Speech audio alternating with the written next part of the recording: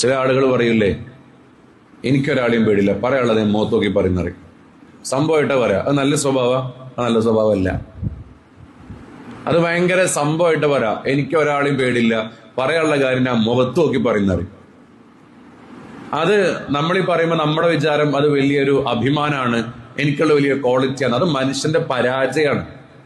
നബി സല്ലല്ലാഹു അലൈഹി വസല്ലം തങ്ങൾക്ക് ആ രീതി ഉണ്ടായിട്ടില്ലല്ലോ.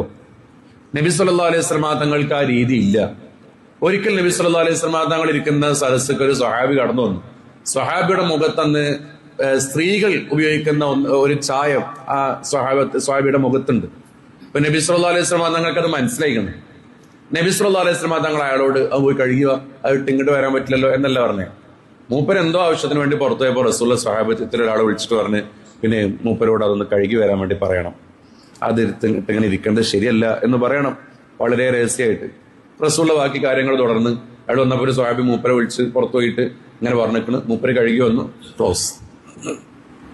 ഇതാണ് റസൂലുള്ളാഹി സ്വല്ലല്ലാഹു അലൈഹി വസല്ലം തങ്ങളുടെ രീതി. ഒരു പരിശുദ്ധ ഖുർആനിലോ ഹദീസ് ഉണ്ടല്ലോ, മൻ കാന യുഅ്മിനു ബില്ലാഹി വൽ യൗമിൽ ആഖിർ ഫല്യഖുൽ ഖൈറ.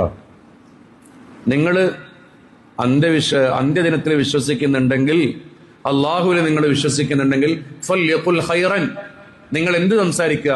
ഖൈറിനെ സംസാരിക്കുക എന്ന് പറഞ്ഞത്. ഏതാ പ്രയോഗിച്ചത്?